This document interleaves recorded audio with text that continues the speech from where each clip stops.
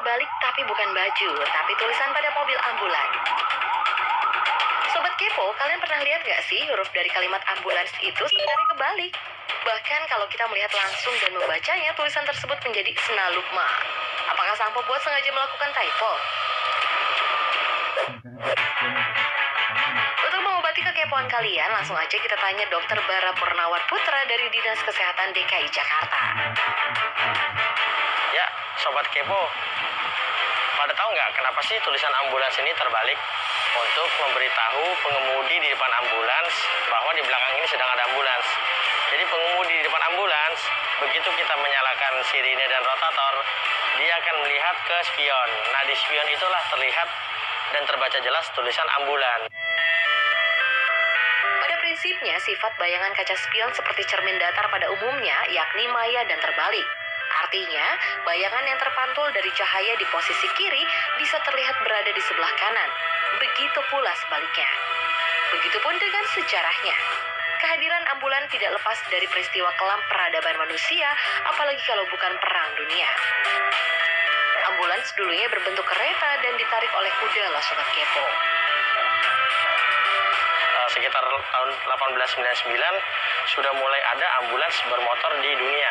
Pertama itu di Amerika. PMI pada tahun 1945, Presiden Soekarno memerintahkan agar dibentuk Badan Palang Merah di Indonesia. Nah, tahun 17 September 1945 berdirilah PMI di Indonesia.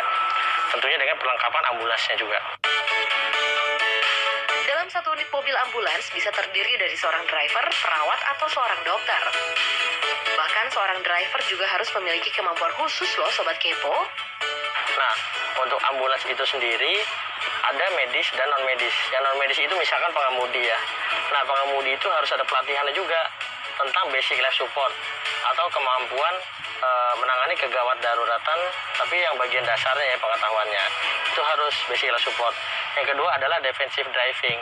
Nah, defensive driving adalah keamanan berkendara untuk ambulans. Kalau untuk tenaga medisnya minimal banget teman-teman perawat. Ada juga yang isinya ada dokter juga.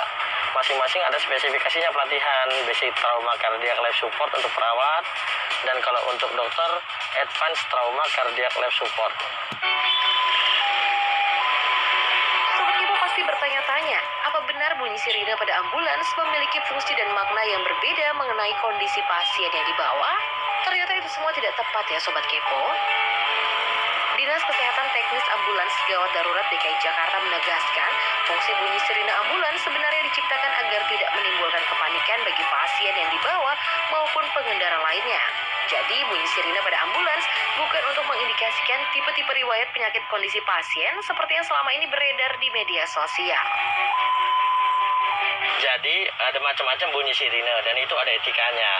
Sebaiknya bila sebelum ada pasien itu silakan nyalakan sirine atau menuju ke fasilitas kesehatan. Namun bila sudah ada pasien itu tidak cukup menyalakan sirine. Kalaupun sirine itu dinyalakan pun itu tidak perlu kencang-kencang. Karena apa? Sirine itu akan mempengaruhi psikis pasien. Jadi pasien udah sakit dibikin nggak nyaman lagi itu kasihan. Jadi kita harus membuat pasien tersebut nyaman. Yang penting masyarakat tahu bahwa ambulans itu akan lewat dengan lampu rotari dan klakson aja cukup. Kita seragam ambulans gawat darurat DKI Jakarta itu pakai bunyi halo. Nah, seperti ini bunyi halo ya. Satu lagi nih Sobat Kepo, ternyata ambulans gratis yang dimiliki oleh Dinas Kesehatan DKI Jakarta tidak hanya mobil saja loh, melainkan ambulans motor. Eits, tapi jangan salah ya, ambulans motor ini bukan digunakan untuk mengangkut pasien, tapi untuk memberikan pertolongan pertama bagi pasien yang tempatnya tidak bisa dijangkau oleh ambulans mobil. Bagaimana Sobat Kepo? Sekarang kita jadi paham kan kenapa huruf pada mobil ambulans terbalik? Bukan typo ya, apalagi salah ketik.